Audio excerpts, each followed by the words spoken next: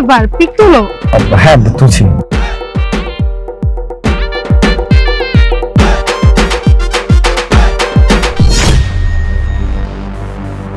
এই দেখি আমাদের পিকগুলো। অনেক সুন্দর হয়েছে তাই না? হ্যাঁ। আচ্ছা তো শুন না, আমি বোধহয় সামনে ব্যাগটা রেখে আসছি, আমার ব্যাগটা একটু নিয়ে আয় না যা। আচ্ছা ঠিক আছে, তাহলে তোরা দুজন দাঁড়া, আমি আসছি। হ্যাঁ। এই যে কি সমস্যা আপনার? আপনি এভাবে আমার হাত ধরছেন কেন? হাতই তো ধরেছি, অন্য কিছু তো ধরিনি। চলুন না আমরা একটু রুম ডেট করি, একদিন স্যার কতদিন খাবেন? এই কি বলছেন আপনি এসব? বাসা ঠিক আছে আপনার?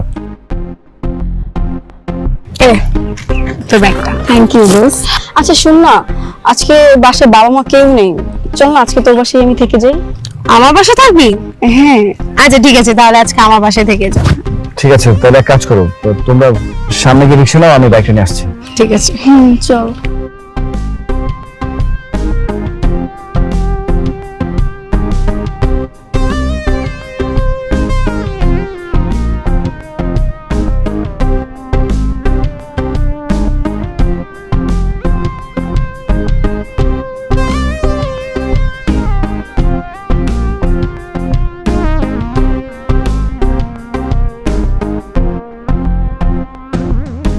আরে কি ব্যাপার, আপনি এখানে আসলেন কেন? আরে আপনি এরকম কেন করছেন? একটা মেয়ে আয়শা সাইদা সাইদা আপনার কাছে বলতেছে কিছু একটার জন্য, আর আপনি এরকম বারণ করতেছেন, এত দেখাচ্ছেন, এমন করার কি আছে? দেখুন, আপনি আমাকে যেমনটা ভাবছেন আমি তেমন ছিল না, প্লিজ আপনি ওখানে গিয়ে বসুন। আরে একটুটুকু সময়, ও একটু বুঝতে পারবে না, এমন করেন না। কি আশ্চর্য, আপনি তো দেখছি গায়ে পড়া নেই। দেখুন ও কিন্তু বাসায় আছে, কোনো মতে যদি সব দেখতে পারে তাহলে আমাকে ভুল বুঝে, প্লিজ আপনি ওখানে গিয়ে বসুন। আরে ও কিছু জানবে না, সমস্যা নাই, আমি কাউকে কিছু বলবো না। আরে কি আশ্চর্য, হ্যাঁ তখন থেকে আমি আপনাকে বলছি ওখানে গিয়ে বসুন, আপনি কথা বুঝতে পারছেন না?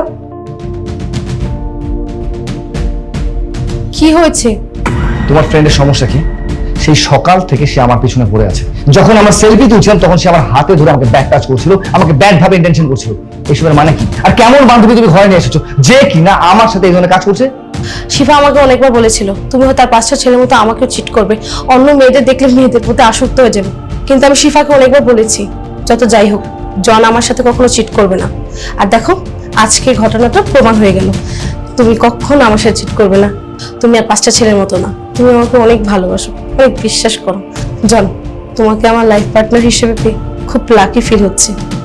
ও আচ্ছা, তুমি আমার লয়ালিটি টেস্ট করার জন্য তোমার বান্ধবীকে দিয়ে এই ধরনের কাজ করাতে তোমার একটা বারের জন্য বিবেকে বাঁধবো না? আজকে 3টা বছর যাবত আমি তোমার সাথে রিলেশনশিপে আছি, তারপরে আমি তোমাকে বিয়ে করার সিদ্ধান্ত নিয়েছি। বাট আমার না ভাবতে অবাক লাগছে যে এতটুকু পরিমাণ ট্রাস্ট তোমার আমার প্রতি ছিল না। তোমার বান্ধবীর কথা এসে তুমি আমার লয়ালিটি টেস্ট করছো, তাই না? শোন একটা কথা বলি, যে ভালোবাসার মধ্যে কোনো বিশ্বাস নেই, যে ভালোবাসার মধ্যে কোনো আশা ভরসা নেই, সেই ভালোবাসাকে বিয়ে পর্যন্ত নিয়ে যাওয়ার কোনো ইচ্ছে আমার নেই। লয়ালিটি টেস্ট দরকার তোমার, তাই না? তুমি থাকো তোমার লয়ালিটি টেস্ট নিয়ে, আমি তোমার সাথে রিলেশন কন্টিনিউ করছি না। আর তোমার মতো মেয়েকে আমি ক্ষমা করতে পারছি না। ভালো থেকো।